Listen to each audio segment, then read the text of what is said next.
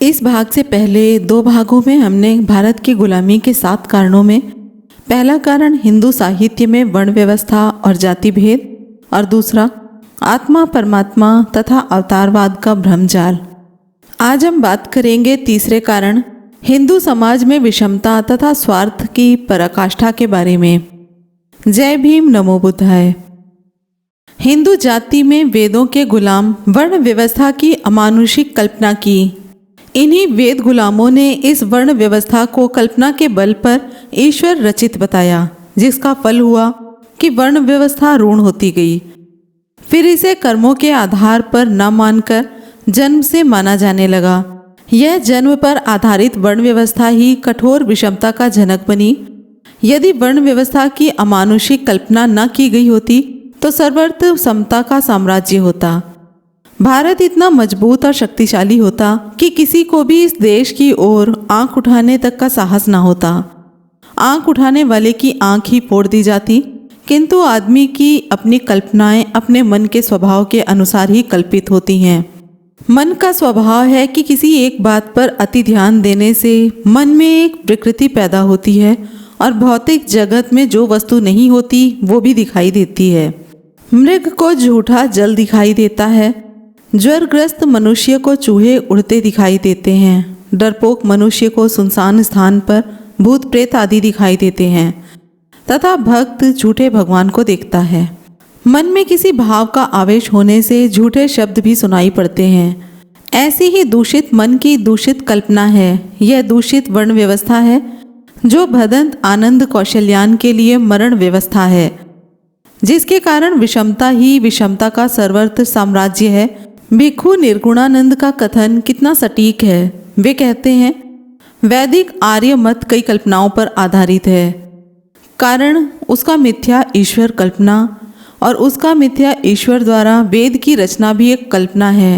ये साधारण लोग भी समझ सकेंगे।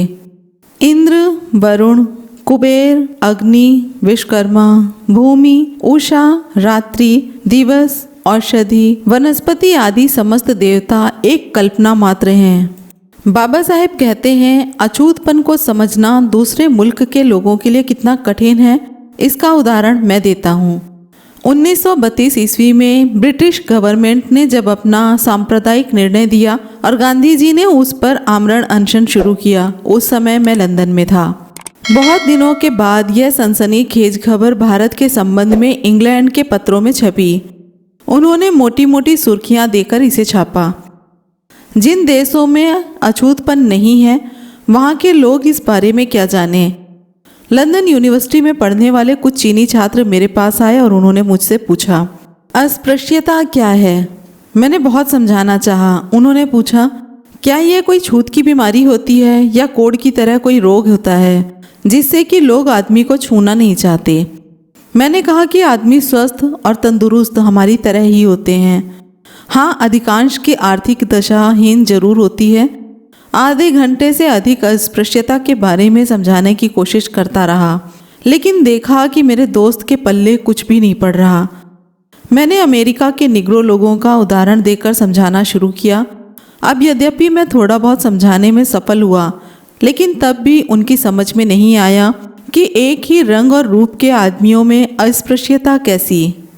ये प्रथम अवसर था जब पिछले 5000 वर्षों में प्रथम बार किसी भारतीय महानतम युग पुरुष बाबा साहेब डॉक्टर अम्बेडकर ने अस्पृश्यता के बारे में अंग्रेजों के देश में अंग्रेजों के ही सामने पोल खोली। 20 नवंबर सन 1930 में प्रथम राउंड टेबल पर कॉन्फ्रेंस लंदन में उन्होंने ऐतिहासिक सिंह गर्जना की थी कि हमें एक ऐसी सरकार चाहिए जो जनता की ही हो, जनता द्वारा चलाई जाए और जनता के लिए हो। पर कुछ हलकों में लोगों को विस्मय होगा। दलित वर्ग और ब्रिटिश एक साधारण बंधन में बंधे हुए हैं। दलित वर्गों ने अंग्रेजों का रूढ़िवादी, हिंदुओं के सदियों पुराने जुल्मों और अत्याचारों से मुक्ति दिलाने वालों के रूप में स्वागत किया था। उन्होंने हिंदुओं, मुसलमानों और सिखों के विरुद्ध युद्ध में लड़कर अंग्रेजों को भारत का यह विशाल साम्राज्य जीत कर दिया था, जिसके लिए उन्होंने दलित वर्गों की संरक्षक की भूमिका ग्रहण की थी।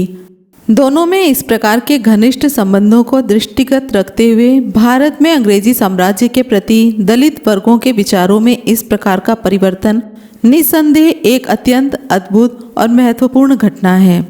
इस परिवर्तन के कारणों को जानने के लिए दूर नहीं जाना होगा। हमने यह निर्णय इसलिए नहीं लिया कि हम बहुसंख्यक जाति के साथ अपना भाग्य आजमाना चाहते हैं। जैसा कि आप जानते हैं कि बहुसंख्यकों और दलित वर्गों में कोई मधुर संबंध नहीं है। हमने यह निर्णय स्वतंत्र रूप से लिया है। अपनी परिस्थितियों को ध्यान में रखकर हमने वर्तमान सरकार का मूल्यांकन किया है और देखा है कि इसमें एक अच्छी सरकार के आवश्यक आधारभूत तत्वों का भी अभाव है। जब हम अंग्रेजी शासन से पहले की अपनी दुर्भाग्यपूर्ण स्थिति से अपनी वर्तमान स्थिति की तुलना करते हैं तो हम देखते हैं कि आगे बढ़ने की बजाय हम वहीं के वहीं खड़े हैं। अंग्रेजी शासन से पहले अस्पृश्यता के अभिशाप के कारण हम घृणास्पद जीवन व्यतीत कर रहे थे। क्या अंग्रेजी शासन में अस्पृश्यता के अभिशाप को दूर करने के लिए कोई कदम उठाया है? अंग्रेजी शासन से पहले मंदिरों में हमारा प्रवेश वर्जित था। क्या अब हम मंदिरों में प्रवेश कर सकते हैं? अंग्रेजी शासन से पहले हमें पुलिस की नौकरी नहीं दी जाती थी। क्या अब हम पुलिस में जा सकते हैं? अंग्रेजी शासन में पहले हम सेना में भर्ती नहीं हो सकते थे। क्या इस सरकार ने हमारे लिए ये रास्ता खोला? इन प्रश्नों में से किसी का उत्तर हाँ में नहीं मिला है। हम पर अंग्रेजी शासन का लंबे अरसे तक काफ़ी प्रभाव रहा है। उन्होंने हमारा जो भी भला किया हम उसे स्वीकार करते हैं, किंतु हमारी स्थिति में निश्चय ही कोई मूलभूत अंतर नहीं आया है। वस्तुतः जहाँ तक हमारा संबंध है, ब्रिटिश सरकार ने सामाजिक व्यवस्थाओं को ज्यों का त्यों स्वीकार कर लिया और विश्वासपूर्वक उन्हें उस चीनी दर्जी की भांति सुरक्षित रखा जिसे पुराने कोट के नमूने पर जब नया कोट सिलने को दिया गया हो तो उसमें गर्व से पैबंद आदि सभी लगवा दिए गए। अंग्रेजी शासन के 150 वर्ष बीत जाने पर भी हमारी तकलीफ़ें उन खुले घावों की तरह हैं जिन पर मरहम लगाने का कोई प्रयास नहीं किया गया। चूंकि बाबा साहेब ने अछूतों की स्थिति से पहली बार अंग्रेजों को अवगत कराया, इसलिए राहुल जी से वहाँ के लोगों द्वारा अछूतपन से संबंधित जो प्रश्न पूछे गए वे तर्क संगत थे। ब्राह्मणों ने अपने ब्राह्मणी साहित्य के आधार पर दलितों में जो खुले घाव पैदा किए उनका वर्णन करते हुए बाबा साहेब कहते हैं, मराठा राज्य में पेशवाओं के शासन में यदि कोई हिंदू सड़क पर आ रहा होता था तो किसी अछूत को इसलिए उस सड़क पर चलने की अनुमति नहीं थी कि उसकी परछाई से वह हिंदू अपवित्र हो जाएगा। अछूत के लिए यह आवश्यक था कि वह अपनी कलाई या गर्दन में निशानी के तौर पर एक काला धागा बांधे जिससे कि वह हिंदू गलती से उसे छूकर अपवित्र हो जाने से बच जाए। पेशवाओं की राजधानी पूना में किसी भी अछूत के लिए अपनी कमर में झाड़ू बांधकर चलना आवश्यक था जिससे कि उसके चलने के उभरे कदम के निशान और पीछे की धूल साफ होती रहे और ऐसा ना हो कि कहीं उस रास्ते पर चलने वाला कोई हिंदू उसकी छाया से अपवित्र ना हो जाए। पूना के अछूतों के लिए यह आवश्यक था कि जहाँ कहीं भी वे जाए अपने थूकने के लिए मिट्टी का एक बर्तन अपनी गर्दन में लटका कर चले, क्योंकि ऐसा न हो कि कहीं जमीन पर पड़ने वाले उसके थूक से अनजाने में वहां से गुजरने वाला कोई हिंदू अछूत के थूक पर पैर पड़ने के कारण अपवित्र न हो जाए। दलितों पर अत्याचारों की कहानी M.R. विद्रोही जी के शब्दों में पढ़िए।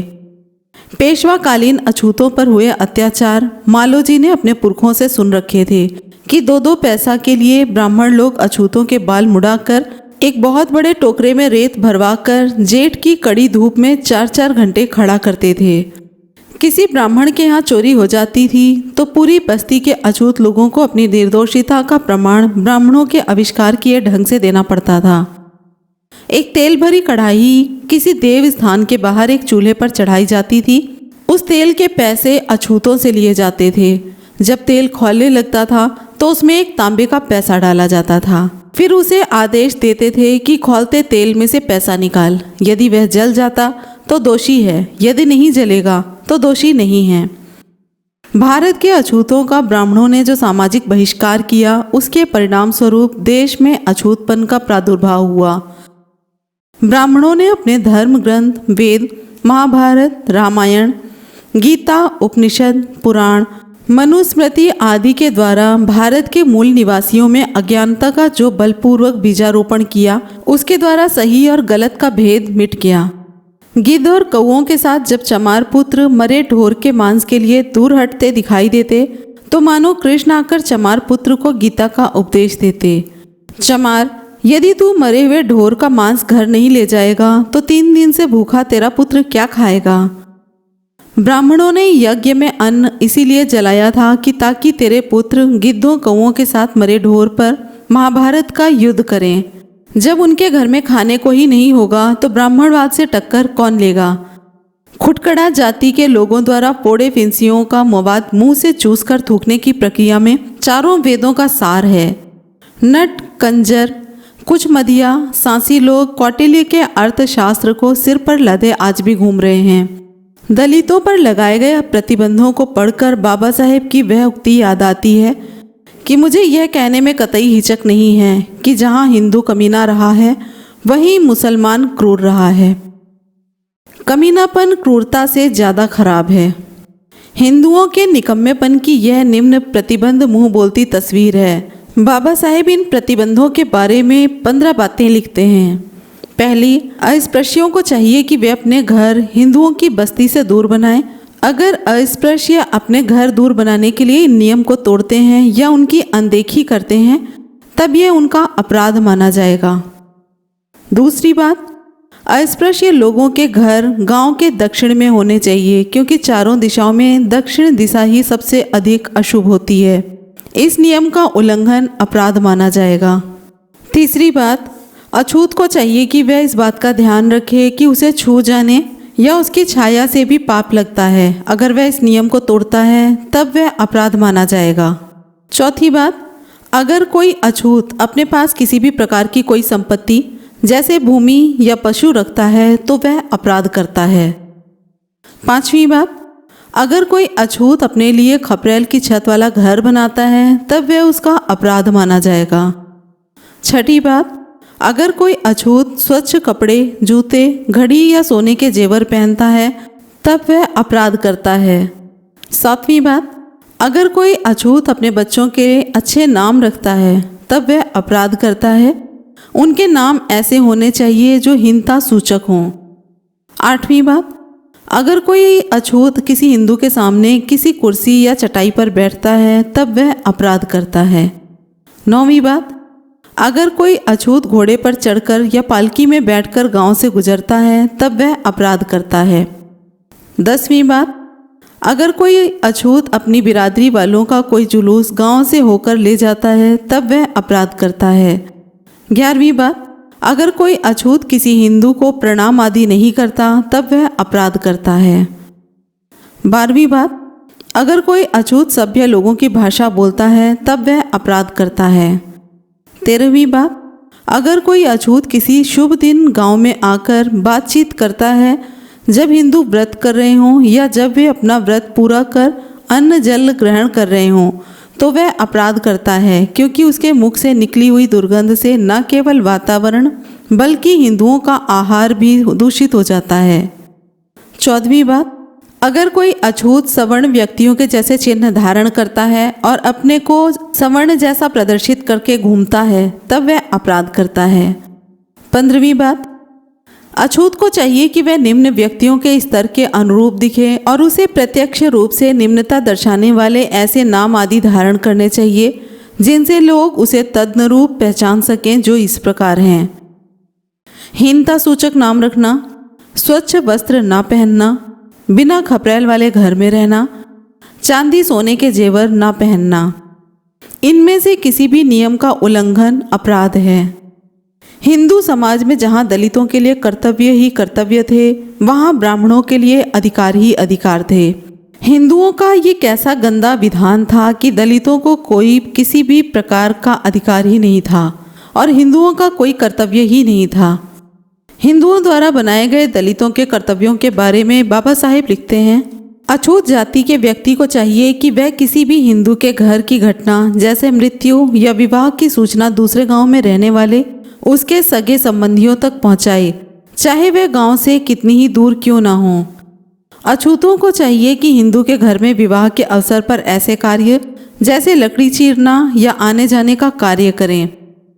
अछूत को चाहिए कि वह हिंदू लड़की के साथ जाए जब वह अपने पिता के घर से पति के गांव जा रही हो, चाहे वह गांव कितनी ही दूर क्यों ना हो।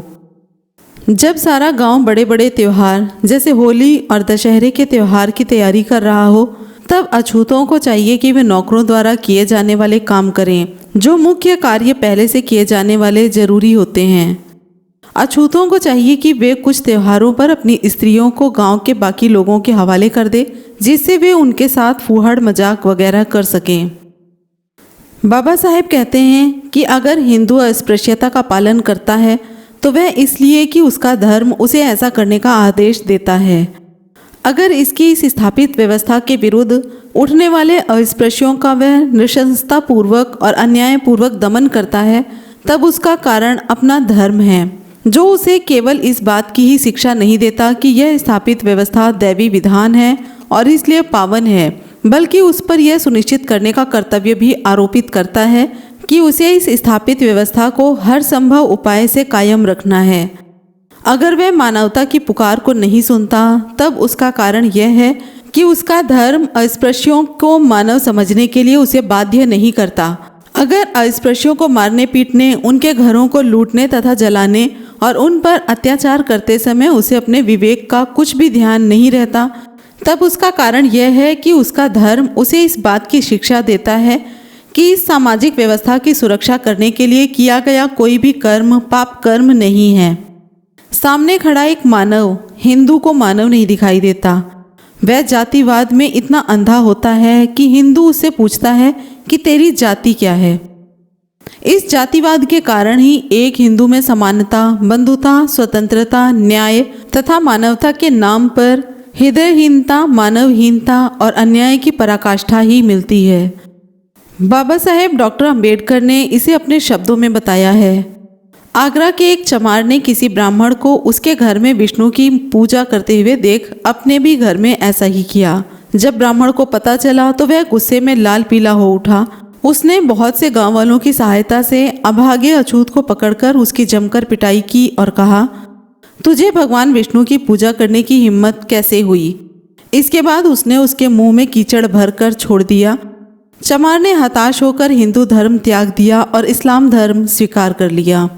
मालाबार में उत्पलम में एझावा का शिवरामन नाम का एक 17 वर्षीय युवक एक सवर्ण हिंदू की दुकान से नमक खरीदने गया और उसने नमक के लिए उप्पू कहा, जो मलयालम भाषा का शब्द है।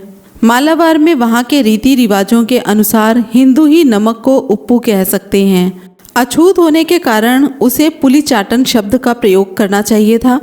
इस पर ऊंची जाति के दुकानदार को बहुत क्रोध आया और कहा जाता है कि उसने शिवरामन को इतना मारा कि वह परलोक ही सिधार गया। 2 अक्टूबर 1925 के मिलाप के आधार पर बाबा साहेब लिखते हैं, रुद्रप्रयाग से समाचार मिला है कि सितंबर के पहले सप्ताह की एक शाम को एक अछूत रुद्रप्रयाग की धर्मशाला में आया। जब उसे पता चला कि वहाँ रोजाना रात को एक बाघ आता है, तो उसने धर्मशाला के प्रबंधक से कहा कि बाघ से बचने के लिए उसे रात भर के लिए धर्मशाला के किसी कोने में पड़ा रहने दें। पर उस पर जालिम प्रबंधक ने उसकी एक न सुनी और उसने धर्मशाला का फाटक बंद कर दिया। अभागा अछूत धर्मशाला के बाहर ही कोने में पड़ा रहा। रात भर उसे बाघ का डर सताता रहा। जब रात ढल रही थी तो बाघ आ ही गया और उस अछूत पर टूट पड़ा। वह आदमी काफी तगड़ा था। मौत को सामने देखकर वह निडर हो गया। उसने बाघ को गर्दन से पकड़ लिया और चिल्लाया, मैंने बाघ को पकड़ रखा है, आओ और इसका काम तमाम कर दो। पर ऊंची जाति के प्रबंधक ने ना तो फाटक ही खोला और ना ही किसी अन्य तरीके से उसकी मदद की। इधर अछूत की पकड़ ढीली पड़ गई और बाघ जान बचाकर भाग गया। फिलहाल वह आदमी श्रीनगर गढ़वाल के अस्पताल में घायल अवस्था में ही पड़ा है, जहां उसने अपने आप को खुद दाखिल करवाया। उसकी हालत नाजुक बताई जाती है। बाघ से भी निर्भय होकर जूझने वाली की जाति को इन ब्राह्मणों ने अयोग्य घोषित किया। बाबा साहेब लिखते हैं, भारतीय इतिहास के पराभाव की जो एक परंपरा बनी हुई है, उसके लिए जाति व्यवस्था ही जिम्मेदार है। जाति व्यवस्था सर्वसाधारण की गतिशीलता को रोक देती है। अथवा केवल क्षत्रिय ही युद्ध में लड़ें, ऐसी अपेक्षा की जाती है। शेष ब्राह्मण तथा वैश्य लोगों ने शस्त्र धारण नहीं किए थे और शूद्र, जो कि देश का बहुत बड़ा हिस्सा था, शस्त्र धारण नहीं कर सकते थे। इसका नतीजा यही होना था कि जब क्षत्रियों का एक छोटा सा वर्ग किसी विदेशी शत्रु से पराजित हो जाए, तब संपूर्ण देश उस शत्रु के चरणों में चला जाए, यहाँ तक कि वह किसी भी प्रकार के प्रतिकार के योग्य भी नहीं रहता। भारतीय युद्ध अधिकतर केवल अकेले युद्ध अथवा संघर्ष होते थे। इसलिए ऐसा होता था क्योंकि एक बार यदि क्षत्रिय हार जाते, सभी कुछ समाप्त हो जाता। आखिर ऐसा क्यों? इस बात का सीधा उत्तर यही है कि समाज में सर्वसाधारण की गतिशीलता को मान्यता नहीं दी गई और जाति का यह सिद्धांत लोगों की मानसिकता में बहुत गहरा धंसा हुआ था। बाबा साहेब ने 14 अक्टूबर 1956 को नागपुर में स्पष्ट कहा था कि यदि शूद्रों को शस्त्र धारण करने का अधिकार होता तो यह देश कभी भी गुलाम नहीं होता। भारतीय हिंदू समाज का अग्र मुखिया कितना पतित और भ्रष्ट हो चुका था, इसकी स्पष्ट विवेचना करते हुए बाबा साहेब लिखते हैं, ब्राह्मण अन्य वर्गों की स्त्रियों के साथ संभोग करना अपना अधिकार समझने लगे। रानियां महारानियां भी इस अधिकार से बच ना सकी। लुडविको डी बथेरमा, जो भारत में सन 1502 के आसपास यात्री के रूप में आया था, कालीकट के ब्राह्मणों के विषय में निम्नलिखित एक लज्जाजनक वृतांत लिखा है। ये जानना उचित है कि ये ब्राह्मण कौन हैं। इनका यहाँ धर्म में वही स्थान है जो हमारे यहाँ पादरियों का है। जब राजा विवाह करता है तब वह इन ब्राह्मणों में सबसे अधिक योग्य और सबसे अधिक पूजित ब्राह्मण को चुनता है और उससे अपनी पत्नी के साथ पहली रात सोने का आग्रह करता है ताकि वह उसके कौमार्य को भंग कर सके। इसी प्रकार एक दूसरा लेखक हैमिल्टन लिखता है, जब सैमोरिन विवाह करे तब उसे तब तक अपनी पत्नी के साथ संभोग नहीं करना चाहिए जब तक नमुद्री, जो कि एक ब्राह्मण है, या फिर प्रधान या पुरोहित उसके साथ संभोग न कर ले। और यह पुरोहित यदि चाहे तो उसके साथ 3 रात तक सहवास कर सकता है, क्योंकि उस स्त्री की पहली संतान उस देवता की सामग्री होनी चाहिए जिसकी वह आराधना करती है। यह पृथ्वी का देवता कितना उद्दंड और निर्लज्ज हो गया था, इसकी एक झलक देखिए। जो लोग भी उसकी जानकारी प्राप्त करना चाहते हैं वे 1795 के रेगुलेशन एक्ट की प्रस्तावना को पढ़ें। उसके अनुसार जब कभी भी एक ब्राह्मण कोई भी ऐसी वस्तु प्राप्त करना चाहता था जिसे वह अपने शिकार से प्राप्त नहीं कर सकता था, तो वह विभिन्न प्रकार के दबाव डालने वाले उपायों का सहारा लेता था। ब्राह्मण अपने शरीर को चाकुओं और उस्तरों से चीरता था या किसी विष को निगलने की धमकी देता था। ये उसकी सामान्य चालें होती थी जिनको वह अपनी स्वार्थ पूर्ति के लिए चलता था। हिंदुओं पर दबाव डालकर उन्हें मजबूर करने के लिए ब्राह्मणों द्वारा कुछ अन्य तरीके भी अपनाए जाते थे। वे जितने लज्जाजनक थे उतने ही विलक्षण भी थे। एक सामान्य चलन यह भी था कि वह अपने शिकार के घर के सामने कूड़ खड़ा कर देता था। कूड़ एक गोल अहाता होता था जिसमें एक लकड़ी का ढेर लगा दिया जाता था। अहाते के अंदर एक बुढ़िया को बैठा दिया जाता था जो उसके उद्देश्य की पूर्ति नहीं करने पर कूड़ में जलने के लिए तैयार रहती थी। इस प्रकार का दूसरा उपाय कि वह उसकी महिलाओं तथा बच्चों को अपनी शिकार की नज़रों के सामने बैठा देता था। तीसरी युक्ति धरने की थी। शिकार के द्वार पर अनशन किया जाता था। यह तो कुछ भी नहीं है। ब्राह्मणों ने गैर ब्राह्मणों की महिलाओं का कौमार्य भंग करने के लिए अधिकार के लिए दावा करना आरंभ कर दिया था। इस चलन का प्रचलन कालीकट के जमोरिन के परिवार में तथा वैष्णवों के बल्लभाचारी संप्रदाय में था। ब्राह्मण अधोगति के रसातल में धंस चुका था। इसमें संदेह नहीं कि हिंदू समाज ने अपने नैतिक बंधनों को ढीला करके ब्राह्मणों को एक खतरनाक कगार पर पहुंचा दिया था। इस नैतिक अधोगति को रोकने के लिए ईस्ट इंडिया कंपनी को 1819 में एक विनियम पारित करना पड़ा। अंततः बाबा साहेब डॉक्टर अम्बेडकर कहते हैं, यह बड़े आश्चर्य की बात है कि इन ब्राह्मणों ने राजाओं को इतना मूर्ख बनाया कि उन्होंने गांव के गांव धूर्त और आलसी ब्राह्मणों को हस्तांतरित कर दिए। निस्संदेह आज के ब्राह्मणों के पास जो संपत्ति है वह इसी ठग विद्या के कारण, जिसका प्रयोग धूर्त ब्राह्मण धार्मिक प्रवृत्ति के किंतु मूर्ख राजाओं पर करते रहे। बाबा साहेब डॉक्टर अंबेडकर का कथन कितना सटीक है। मनु के नियम से यह भी स्पष्ट होता है, कि ब्राह्मण ने किसी प्रकार जानबूझकर शूद्रों और स्त्रियों को पदावनत कर उनको इस स्थिति पर लाने के लिए अपनी राजनैतिक शक्ति का उपयोग किया। विजयोन्मत्त ब्राह्मणों ने पुराने आदर्श के अनुसार अर्थात इनको दासवत बनाए रखकर शूद्रों और स्त्रियों के विरुद्ध जोरदार अभियान शुरू किया और वे इनको पराधीन बनाने में भी सफल हुए। शूद्र तीनों उच्च वर्ग के दास और स्त्रियां अपने अपने पतियों की गुलाम बना दी गई। स्त्रियां सारी जनसंख्या का आधा भाग हैं, जो कुछ बचा उसमें 2/3 तक शूद्र हैं। ये दोनों मिलकर सारी जनसंख्या का 75% तक होते हैं। यह तो कितना विशाल जनसमूह है जिसे ब्राह्मणवाद ने सदा सदा के लिए गुलाम बना दिया, सर्वदा के लिए पद दलित कर दिया। इतने बड़े पैमाने से पदान्वत कर 75% लोगों से उनके जीने का, उनकी आज़ादी का और उनके सुख चैन से रहने का अधिकार छीन लिया गया, जिनके कारण अगर भारत एकमात्र राष्ट्र नहीं तो एक वासशील राष्ट्र बनकर रह गया। हिंदू कितना स्वार्थी है कि उसने केवल अपना पेट भरने के लिए ही भारत के प्रति गद्दारी की। मुसलमानों से आक्रमणों से पहले जो आक्रमण हुए और मुसलमानों द्वारा जो आक्रमण हुए, दोनों में अनेक समानताएं हैं। बाबा साहेब कहते हैं, अगर हिंदू भारत पर मुसलमान आक्रमणकारियों ने आक्रमण किए तो बौद्ध भारत पर ब्राह्मण आक्रमणकारियों ने आक्रमण किए थे।